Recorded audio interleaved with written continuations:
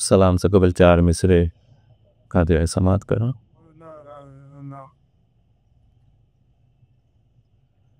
लफ्ज़ करीब शक में एहसास दीवार जाता है। लफ्ज़ भी शक में एहसास दीवार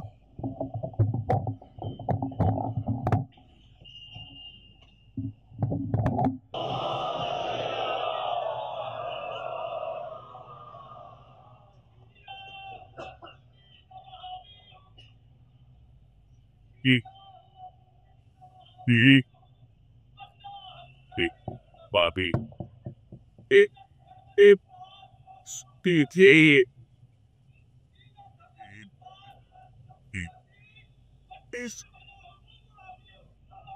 बिस्मिल्लाहिर्रहमानिर्रहीम। तमाम तारीफ़ें अल्लाह के लिए, दुरूद और सलाम मोहम्मद और आले मोहम्मद पे।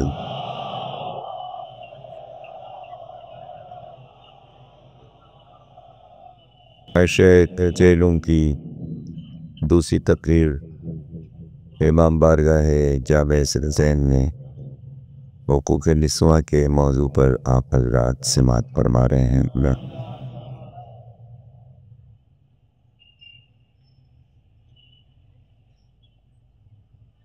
इस्लाम ने हुकूक निस्वा के तहफ़्फ़ुज़ के लिए सबसे अजीम इक़दाम जो किया, कहती है पैगंबर को बेटे के बजाय बेटी अता की।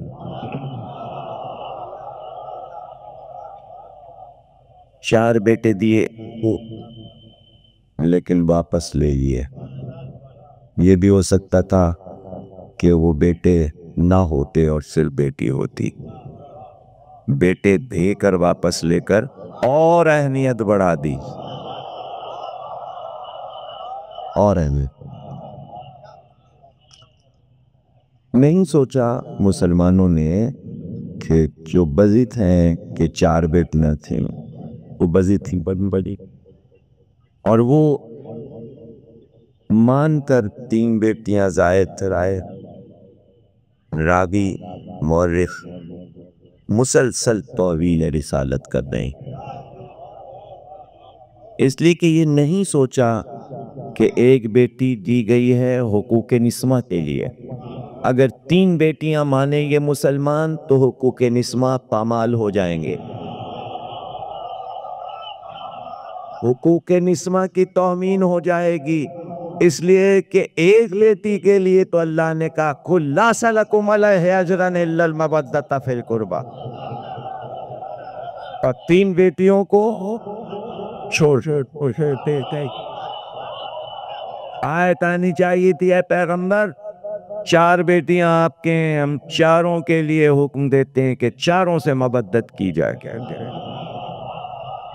आयत में लफ्ज़ रखा कुर्बा, वाहिद का लफ्ज़ है, अकरबा नहीं है, कुर्बा। अकरब नहीं है। अकरब इसलिए नहीं रखा कि उसकी साउंड जो है वो अकरब बिच्छू की तरफ जाती है, इसलिए कुर्बा का लफ्ज़ रखा। और कुर्बा में छोटी ये रखकर वाहिद बना दिया और उस पर छोटा अलिफ रख दिया, जैसे मूसा और ईसा में होता। और आयत को हुक्म बना दिया, वाजिब करार दिया लफ्ज़ कुल कहकर कि इसी में सारा तहफ़्फ़ुज़ है, इसी में ताज़ीम जो कर रहे हैं पैगंबर, वरना आदम से लेकर और ज़करिया और यहया और जितने भी नबी गुजरे जनाब इमरान तक किसी ने अपनी नबी की ताज़ीम, अपनी बेटी की ताज़ीम अगर की हो किसी नबी ने, तो हो सकता है कि हो, लेकिन हमें तारीख में नहीं मिलता, कोई वाक़या ऐसा नहीं मिलता कि किसी नबी की बेटी आई हो और उसकी ताज़ीम के लिए बाप उठाओ। बल्कि सिरे से हमको ये बात ही नहीं मिलती कि कोई नबी की ऐसी बेटी हो कि जिसको ये रुतबा मिला हो जो नबी आखिर की बेटी को लेकर।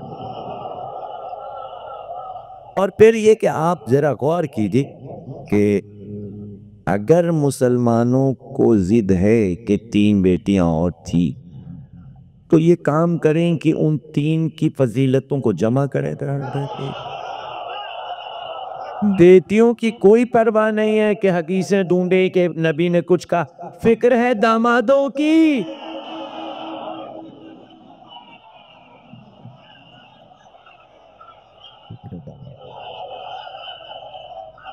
तो पता चला कि बेटियां बनी हैं दामादों के लिए, दामाद तुम्हारे लिए।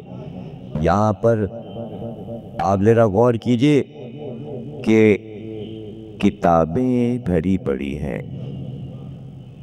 किताबें पढ़ता कौन है? किताबें कहाँ खुद पढ़ता? जो आज हाल है वही पहले की था, लेकिन पहले भी ऐसे ही था। अब जो शौकीन है वो किताबें लिखते रहे, रेफरेंस बुक्स बन गई, बुखारी, मुस्लिम, तिरमिज़ी, तारीख की किताबें सब पढ़ डालिए, हदीस की किताबें हों या तारीख की, कि जो हदीसें मशहूर हैं, मुस्तनद हैं, जिसे सब ने माना। अली ना होते तो मेरी बेटी फातिमा का कोई कफ़ो नहीं था। इसके माने औरों के कफ़ो थे तो वो फातिमा से कमतर हुई। वहां ये हदीस की। हाँ, अगर बेटियां होती तो कहते चारों का कफ़ो नहीं है वही, और फुला कफ़ो है, फुला और फुला और फुला और अजीती। देखिए, वहाँ जब हम ये कहते हैं कि भाई मुबाइले में एक बेटी गई, तीर में एक बेटी है, हदीसे किस्सा में एक बेटी है, फुरबा में एक बेटी है, किसी आयत में कोई बेटी शरीक नहीं, तो कह देते वो तो जब मुबाइले का हुआ तो वो तीनों मर गए फर पे। ये फुला वाक़या हुआ तो वे तीनों मर गए। यानी अगर होती तो मुबाइले में आती। तो अब फिर बहस चढ़ेगी कि भाई अगर मुबाइले के वाक़े के वक्त तीनों बेटियां होती और निशाना में रसूल चारों बेटियों को ले जाते, तो बहस ये छिड़ेगी कि आया दामादों को भी ले जाते।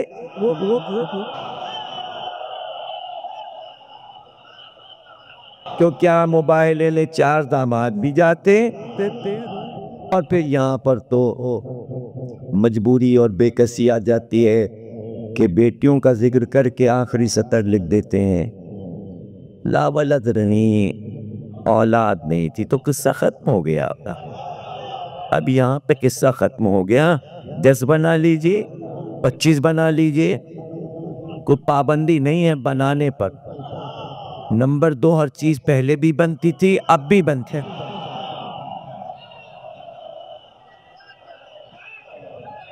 कुछ चीजें इख्तियार में है।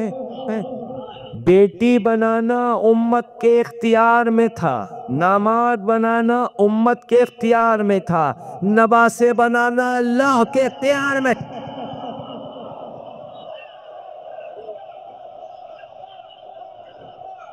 नवासे बनाना अल्लाह के इख्तियार में। तो नवासे दिए जाएं, जब बेटी हमने दी है तो 2 बेटे भी हम देंगे, और ये सिर्फ इसलिए देंगे कि एक बेटी नबी को दे के फिर उसे 2 बेटे देकर हम सिर्फ उम्मत को ये बताना चाहते हैं कि लाखों मिलकर हमारे दीन और मकसद का तहफ़्फ़ुज़ न कर सके कि एक बेटी के 2 बेटों ने तहफ़्फ़ुज़ का जो वादा किया क़यामत तक का तहफ़्फ़ुज़ दे दिया।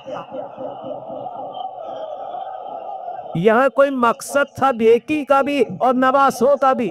आप बेमकसद बेटियां बनाए बैठे हुए हैं कि दामादों की कदर हो जाए।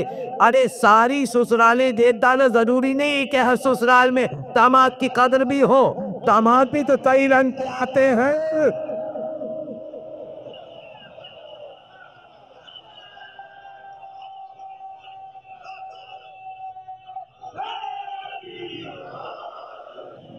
और शायद मैं मुहावरा बदल दूं तो आप हम पे एतराज न कीजिएगा कि इनको उर्दू नहीं आती।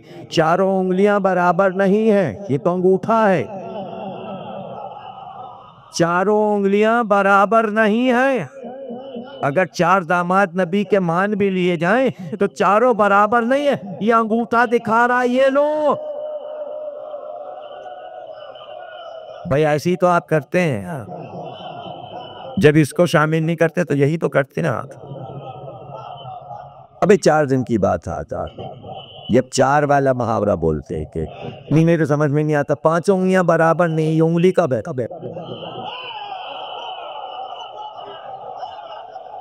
तो ये सारी चीजें हैं कि ज़बान से, लिसानियात से समझो, हदीस से समझो, अरबी से समझो, फारसी से समझो, तारीख से समझो कि भाई फायदा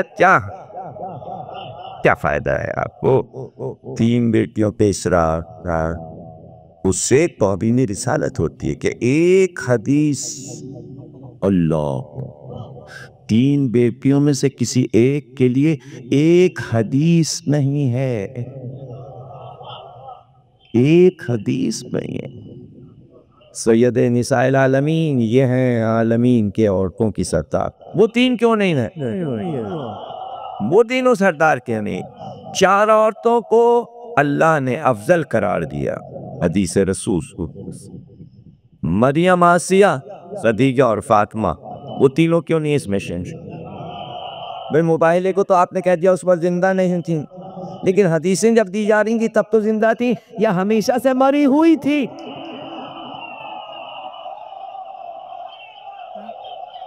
क्या पैदा होने से पहले ही मर गई जी?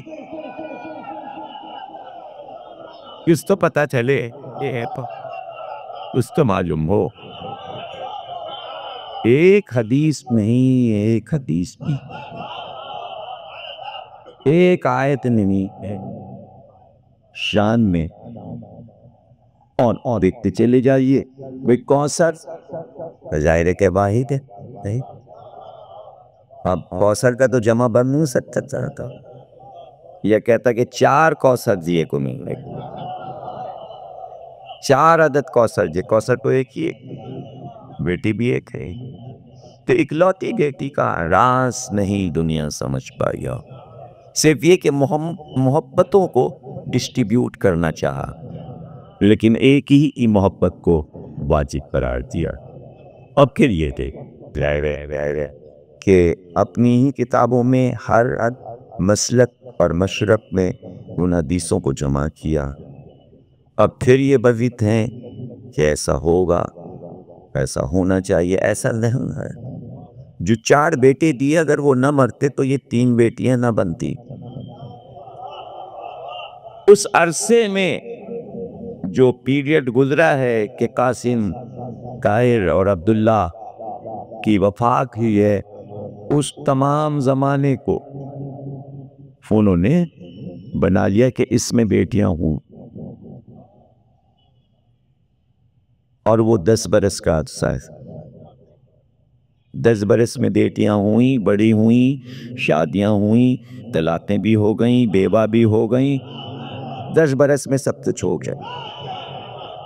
लेकिन उस 10 बरस के बाद तो कौसर का आगाज है। शहजादी कौन है, इनका ज़हूर है। और फिर उसके बाद हम देखते हैं कि ताज़ीम के लिए उठते हैं। क्यों नहीं लिखा कि जब रुकैया आती थी और कुलसूम आती थी और ज़ैनब आती थी तो ताज़ीम के लिए रसूल करते थे। बनाने में तो बड़े माहिर थे, अबू हुरैरा मौजूद थे।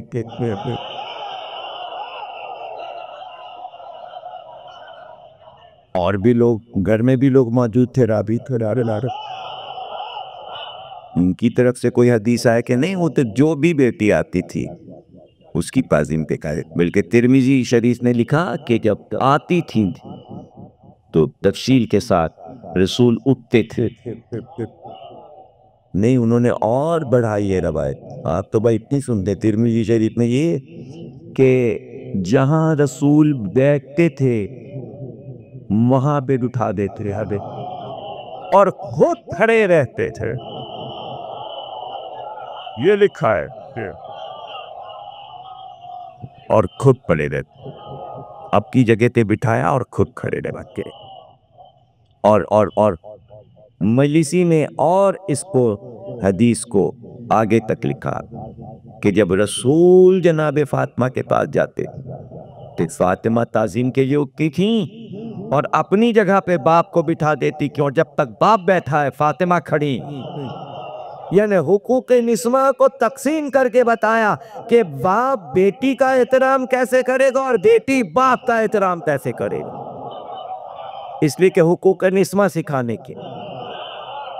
और घर से ही बात शुरू होगी। अगर किसी घर में ये नहीं है, बाप और बेटी का रिश्ता मुस्तहकम नहीं है, तो खानदान तकमील पा ही नहीं सकता। यही अरबों को सबसे पहले सिखाना था कि अरब सीखने तो पूरी दुनिया को सिखाए। आप इस चक्कर में लग गए। बेटियां और भी थी, सिखाना कुछ और था, बताने कुछ और। मकसद से हटा दिया, मकसद से हटा दिया। अल्लाह को मालूम था कि मकसद से हटाएंगे, इसलिए कहा फुल कहो वाजिद की ला सलकुम, इसके अलावा कुछ और नहीं चाहिए। सिर्फ मैं ये चाहता हूं एक बेटी की बात करो, इसके अलावा नहीं चाहता मैं कि 3 बेटियां बनाई जाएं। ला सलकुम, नहीं, इसके अलावा मैं कुछ सुनना नहीं चाहता। पता चला शिर्क ये है, अल्लाह नहीं चाहता था, इन्होंने बना लिया। 3 बेटियां बनाकर शिर्क किया है उम्मत। अल्लाह के खिलाफ काम करना यही है शिर्क, यही है शिर्क। उधर फातिमा में शरीक किया 3 को, उधर अली ने शरीक किया 3 को। सिर्फ पे सिर्फ बढ़ता गया। हुक्म अल्लाह में शरीक, इसे कहते हैं शिर्क। यह है शिर्क। हुक्म में अपना हुक्म शरीक करना, इसे कहते हैं शिर्क। कुरान से साबित, हदीस से साबित, तारीख से साबित है। हुक्म अल्लाह को अपना हुक्म हावी करके कहना, हम ये कह रहे हैं, अल्लाह ये कह रहा, खुले आम शिर्क हुए हैं, ऐलान करके शिर्क किया है। हमने ये बिदअत ईजाद की, आज भी टीवी पे बयान हो रहा है, बड़ी अच्छी बिदअत है ये, हमने ईजाद की और टीवी पे कहा जा रहा है। यानी ये बिदअत कहें, बिदअत ईजाद करें, सब कबूल। अब्दुल नबी कहे, अल्लाह कहे, कबूल नहीं कह रहे हो। कैसी अजीब बात है, कैसी अजीब बात है। कभी मुसलमान ठंडे दिल से बैठकर इन बातों पे सोचें देखिए कि ये दीन जो अल्लाह ने भेजा था वही वाला है जिस पे हम चल रहे हैं ना। हम उसी लीग पे चल रहे हैं जो कुरान में आए। तो जब आप अपने बनाए दीन पे चल रहे हैं, थोड़ा सा उसमें देखिए ना, एक बोतल में पानी भर लिया, बोतल में पानी भर दिया और थोड़ा सा एक कतरा उसमें जमजम डाल दिए, और भाई ये जमजम है, ये जमजम है। वही कतरा अपना मौजिज़ा दिखाएगा। बहुत सी बोतलों में इस्लाम भर लिया क्या, और थोड़ा सा नबी का इस्लाम लेके एक कतरा अपनी बोतल में तबता, और बोतलें बांट दी। बोतलें सबके पास हैं, अपनी अपनी बोतलों का अपना पानी, एक एक कतरा, एक एक कतरा, और उसके ऊपर लिखा हुआ बड़ा बड़ा इस्लाम, हाज़ल इस्लाम। हाज़ल इस्लाम है ही नहीं। मन कुन तो मौला हो फा हाज़ल,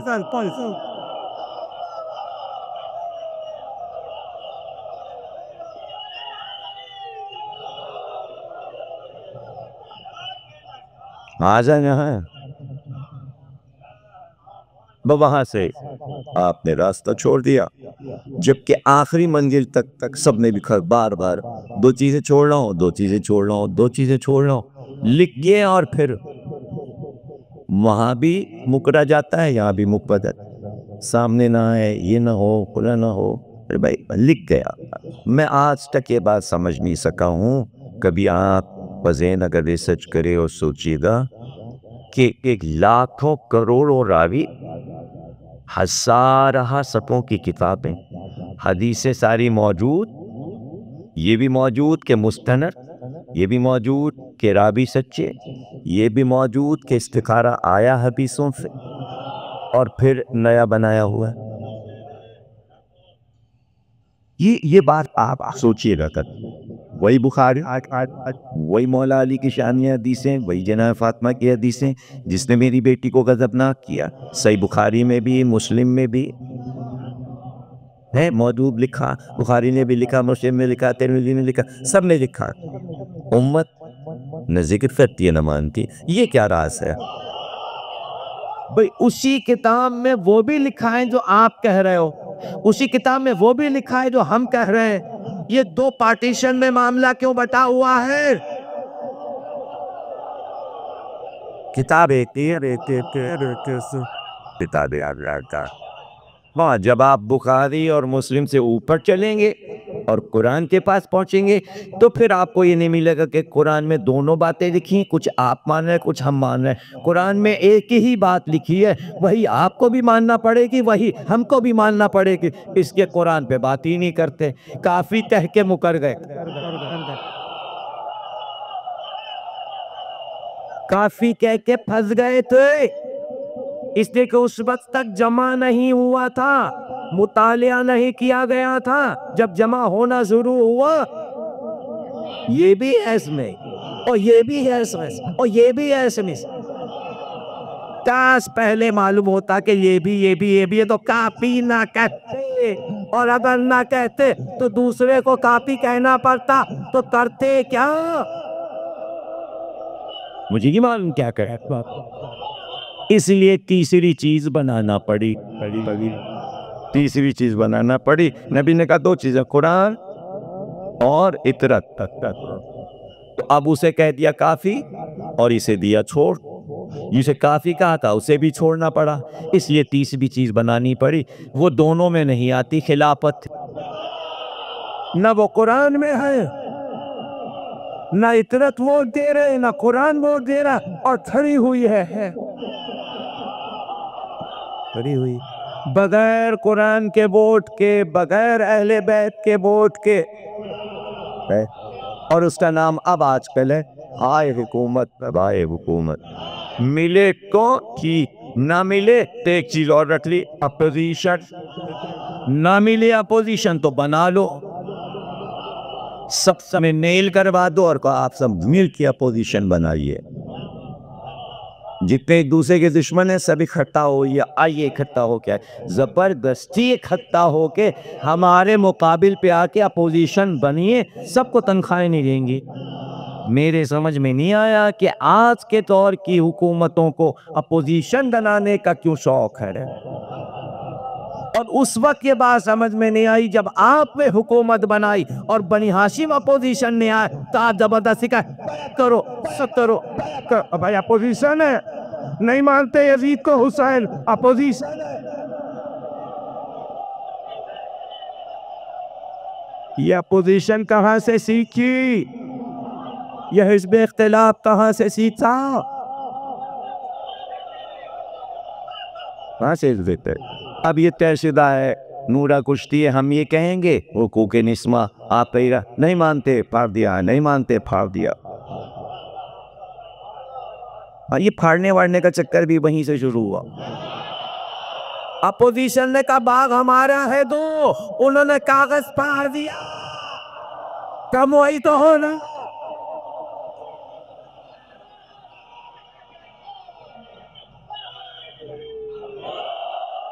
पति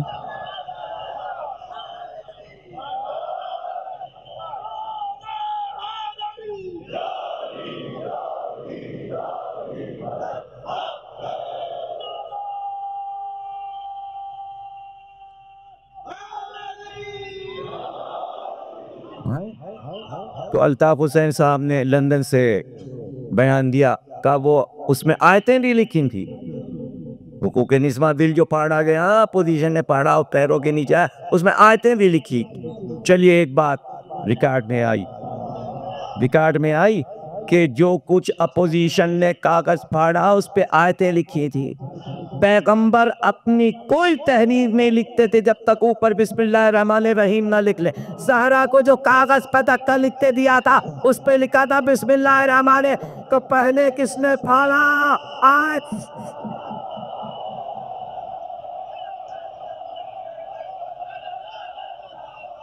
यहाँ तो भोते में पैर के नीचे वो कागज आए होंगे इसलिए कि असेंबली का रास्ता था। वहां तो फाड़ कर पैरों के नीचे मसला गया।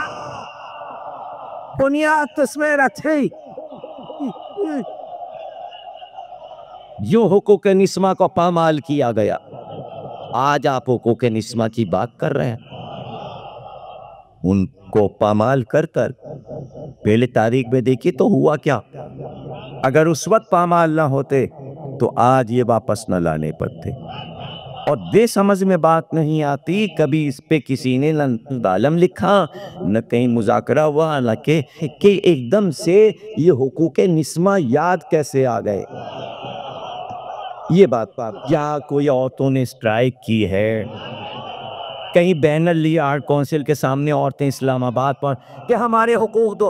औरतों ने कुछ नहीं कहा, मर्दों के दिल में औरतों का इत्तफाक दर्द उठा। दर्द तो औरत के लिए है, ये मर्दों को दर्द से क्या होता? ये मेरे समझ में नहीं, ये क्या परेशानी एकदम से हो गई। हुकूक निस्मा।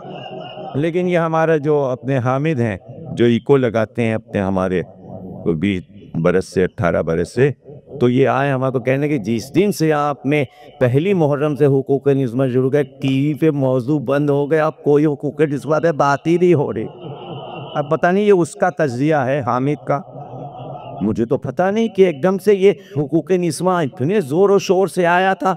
और जब से हमने मौजू शुरू किया अखबारों में भी मौजू ख़त्म, टीवी पे भी ख़त्म, सहाफ़ियों ने भी ख़त्म कर दिया, अंदर अंदर सब हो रहा है। एक दिन आया मुल्तान में पढ़ा, हाँ भाई मीरास मिलेगी, मैंने कुछ दिन के बाद आता है, ये अभी बिल जिंदा है। लेकिन ये ज़रा सोचिएगा कि एकदम से क्यों मसला उठा। अब ज़ाहिर है कि शुरू में साथियों ने बात कही कि चूंकि अमेरिका का यह मुतालबा है कि वहाँ इस्लामी ब्लॉक्स में औरतें आज़ाद हैं, मतलब उनका मतलब ये था पर्दे में बैठी हुई है, घर में बैठी हुई है, बुर्का उड़ाया जाता है। ये असल में वो ये चाह रहे थे कि भाई ये ऐलान किया जाए बुर्का ना ओढ़ो, इसीलिए इसका का चक्कर फ्रांस में और लंदन में शुरू हो गया। तो अमेरिका कह रहा है पर्दा ना, ये पर्दे से क्यों डरता है। ठीक है, कल भी तस्वीर थी कि भाई स्कार्फ से क्यों डर रहे हैं यूरोप वाले, अमेरिका वाले कि उसमें अट्रैक्शन ऐसा है कि जब ईसाई बच्ची स्कूल में मुसलमान बच्ची को स्कार्फ न देखेगी तो वो सोचने पे मजबूर होगी कि ये क्या है। देखिए हमेशा दुनिया उस चीज से डरती है कि जो अनोखी चीज सामने आएगी तो दूसरा सोचेगा ये क्या है। इसलिए आजादारी से दुश्मनी है दुनिया को कि जब आलम निकलेगा बच्चा पूछेगा ये क्या है, जब मातम होगा बच्चा पूछेगा ये क्या है। इस क्या में ही तो सब कुछ है, इस क्या में सब कुछ है। इस्लाम ने पर्दा इसीलिए रखा, ताकि पूछने वाला ये पूछे ये क्या है। तो तारीख में देखना पड़ेगा पहला पर्दा चेहरे पर किसने डाला। पूरी तारीखें हमने पढ़ डाली, हमको कहीं नहीं मिलता, इसलिए कि कुरान में मिलता है कि शोएब की दोनों बेटियां कुएं पे खड़ी थी, लेकिन पर्दे का जिक्र नहीं है, चादर ओढ़े होंगी। लेकिन पहली बार तारीख में जब पर्दे का जिक्र मिलता है तो यहाँ मिलता है कि कसरे खदीजा के बाग में छोटी बच्चियां खेल रही थी, सबके चेहरे खुले थे, लेकिन 5 साल की खदीजा ने चादर लपेटी हुई थी। उधर से यहूदी राहिब आया, वहीं बैठ गया। जब खेल बच्चियों का खत्म हुआ तो उसने पूछा ये तुम्हारे चेहरे पे क्या है, ये क्या है। आप देख रहे हैं ना इस्लाम ने पर्दा क्यों रखा, इस्लाम में हया क्यों रखी। पर्दा इसलिए रखा ताकि गैर पूछे ये क्या है, ताकि उसे फलसफा मालूम हो पर्दे का। तो खदीजा बीबी ने कहा मुझे नहीं मालूम ये क्या है, लेकिन जब मैं घर से निकलती हूँ, अपने घर के बाहर बाग में भी आती हूँ, तो मेरे कान में एक आवाज़ आती है, खदीजा चेहरे को बंद करके बाहर निकलो। इसलिए मैं अपने दुपट्टे को चेहरे पे लपेट लेती हूँ। और कभी कभी यह आवाज़ भी मैंने सुनी कि तुम एक बीबी बनने वाली हो, एक नबी के घर में तुम्हें जाना है, इसलिए चेहरा तुम्हारा गैर मर्द न देखे। तो यहाँ से ये भी पता चल गया कि नबी की बीवी वो होती है जिसे मर्द देखे ना और वो कभी घर से ना निकली है।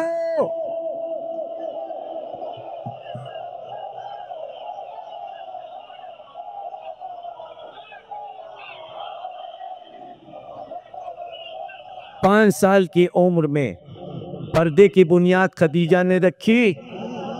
मुझे कहने दीजिए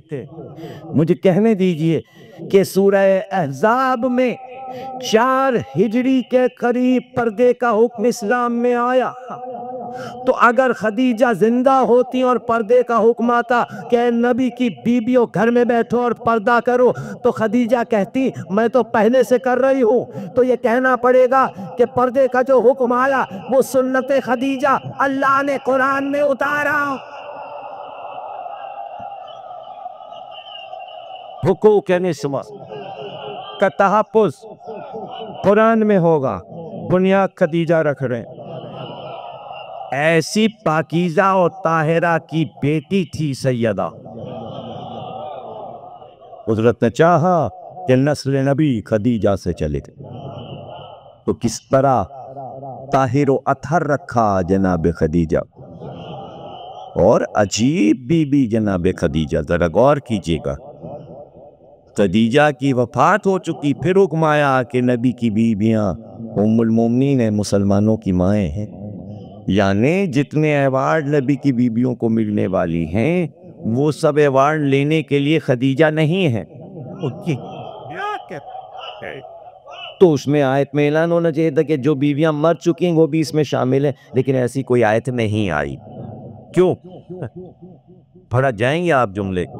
आया नहीं था जुमला, जब बात शुरू कर दी थी तो जुमला नहीं आया था, अब आया जुमला, अब आया। जो कुछ नबी की बीवियों से कहा गया तुम इस पे अमल करो, लेकिन खदीजा को उसमें शामिल नहीं किया गया, इसलिए कि खदीजा का नाम लेने की जरूरत नहीं, और बीवियों का वारिस नहीं है, खदीजा की वारिस फातिमा है।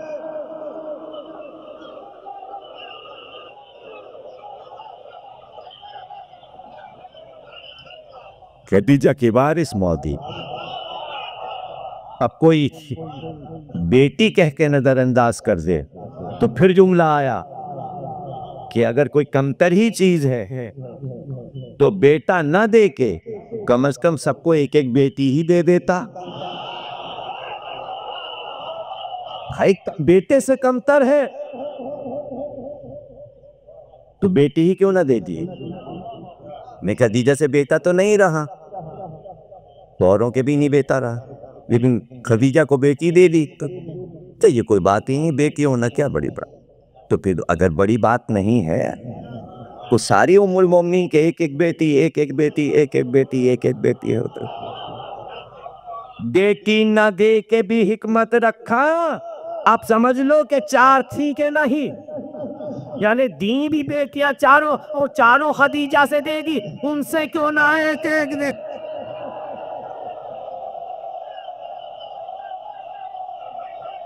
यानी वो जो बनी वो भी खदीजा से बाहर उम्मत को निकलने नहीं दिया। यह खदीजा अदर बनाई थी तो कहते फुला की भी एक बेटी थी, फुला की भी थी, फुला की भी थी, और अगर नहीं थी तो लेने के पाल लेती, बाद में कहा जाता यही सगी थी। ये कोई मुश्किल काम तो नहीं था, ये मुश्किल काम तो नहीं था। जरा देखो तो सही, फिर जुमला आया मैं क्या करूं और तुम लगे थकने, और हमें जाना है हुसैनाबाद, 5 मिनट तो रह गए,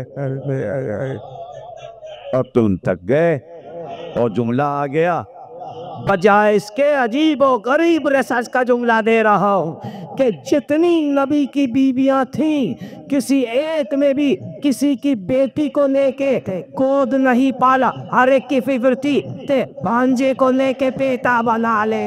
अरे बेटियों की कदर किस ले?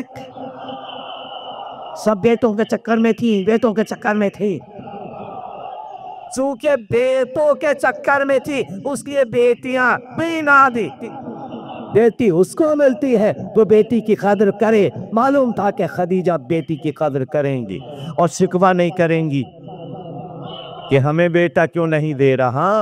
हाजरा को बेटा दिया तूने, कहना चाहिए खदीजा को सारा को बेटा दिया तूने, हव्वा को बेटा दिया तूने। आसिया के बेटा नहीं हुआ तो तूने गोद में मूसा को भिजवा दिया, उसको भी तूने मायूस नहीं किया। फिरौन की बीवी को, तो क्या नबी की बीवी अगर बेटा मांगती तो अल्लाह मना कर देता? शुक्र का सजदा खदीजा ने इसलिए किया कि हाँ बेटी दी है तूने और नस्ल इसी से चलना है। इसीलिए जब ज़ियारत हुसैन पहुँचते हैं तो कहते हैं अस्सलामु अलैका या वारिसा खदीजतुल कुबरा। हुसैन से नानी का नाम जिंदा।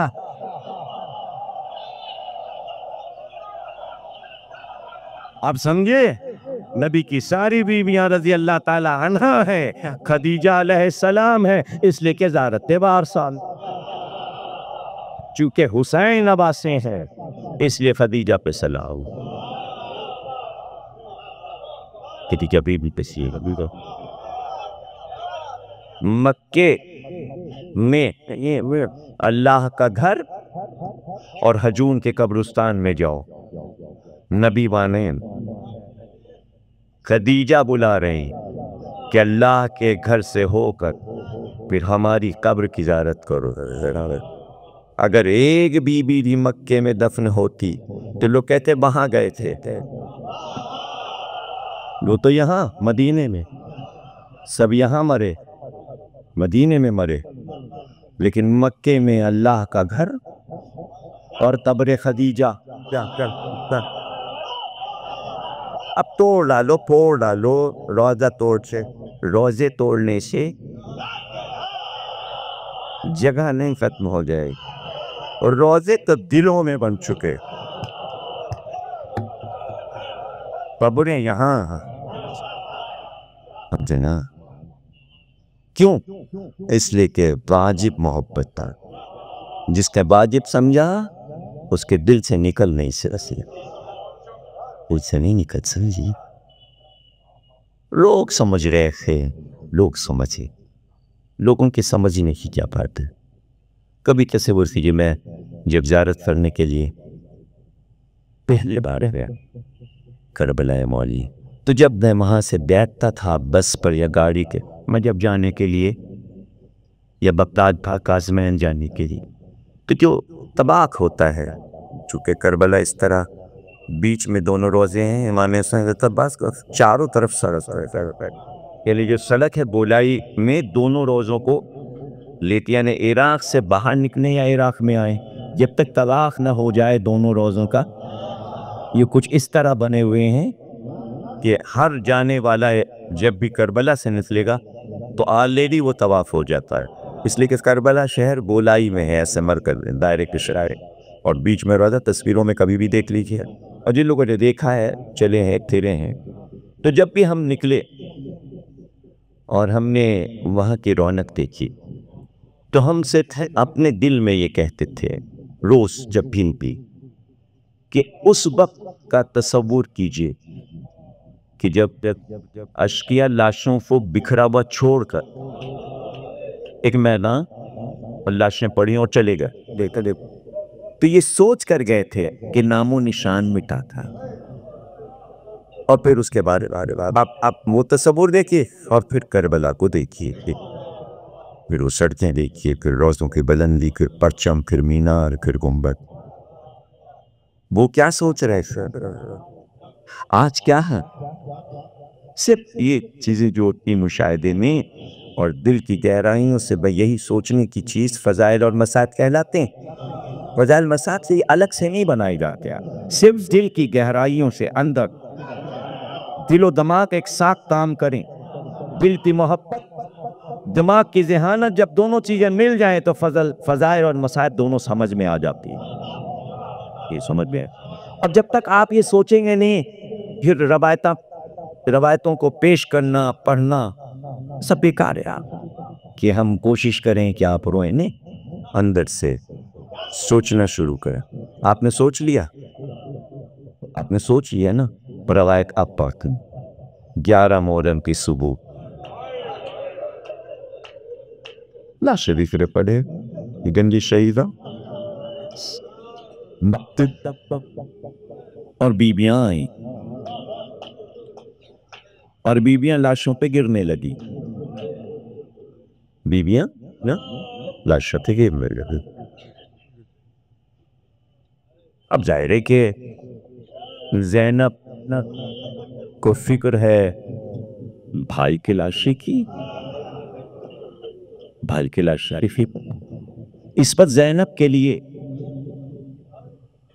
हुसैन से बढ़ के कोई चीज दुनिया में नहीं। भाई के लाशे से बढ़ के इस वक्त ये लम्हा है कि बहन भाई की लाश पर आई है। अभी मैं सिर्फ ये कह रहा हूं कि बहन आई है, आगे अभी कुछ नहीं आपको बताया मैंने, तो पूरी रवायत है, पूरा वाकया है। अभी तो बहन 11 मुहर्रम की सुबह भाई की लाश पर आई है। अब ये सब आपको पता है कि लाश कैसी है। ये सब रोने के लिए काफी है, लाश पैसे है।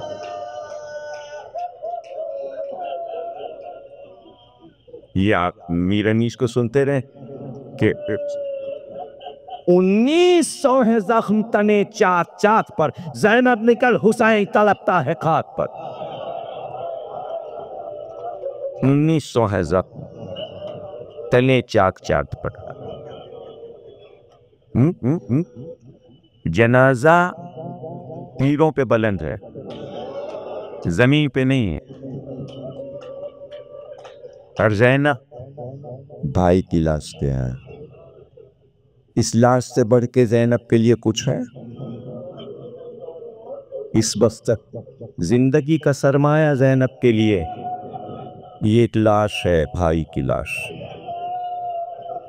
लेकिन पहली नजर लाश पे ज़ैनब की पड़ी, इससे पहले कि गिर जाती, लाश को उठा लेती, रोती, फरियाद करती, मातम करती, नौहा पढ़ती।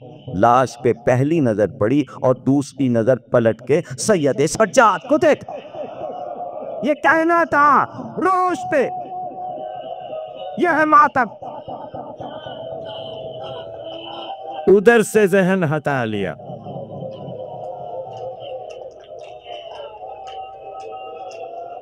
सैयद सज्जाद, और वहीं से आवाज की, बेटा सैयद सज्जाद, ये चेहरे का रंग क्यों बदल गया? ऐसा लगता है चेहरे का लहू नहीं है, चेहरा जर्द हो गया। अरे मेरे लाल, अपने आप को संभालो, लगता है रूह पर वास्ता जाएगी। ए बेटा, लगता है कि तुम दिल के अभी मर जाओगे। तब पुपी अम्मा आप तो देखा नहीं, अपने लाशों को दफन कर गए। लेकिन मेरे बाबा बेगुसलत अपन ज़ैनब को मालूम है कि बेटे पे क्या गुजरी है। ए पुपी अम्मा, भैया अली अकबर का लाशा पड़ा है। ए पुपी अम्मा, कासिम का लाशा बेगुसलत दफन पड़ा है। कयामत तब आते नहीं है।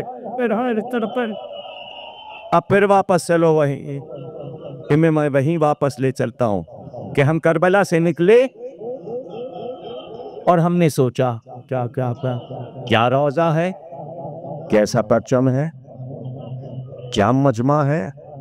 अब तो आपने सब देख लिया कि चेलम को कितना मजमा होता है, आशूर को कितना मजमा होता है। नहीं, फिर वहीं वापस जाओ। आज लाखों का मजमा होता है और कैसा मातम होता है अब्बास और हुसैन के रोजे के दरमियान। और इस बस जाओ जब सैयद सज्जाद लाश को देख के कह रहे, अरे पुपी अम्मा मैं गुस्रत अपन है। ये मौजिज़ा है कि नहीं? इससे बड़ा मौजिज़ा दुनिया में हो सकता है?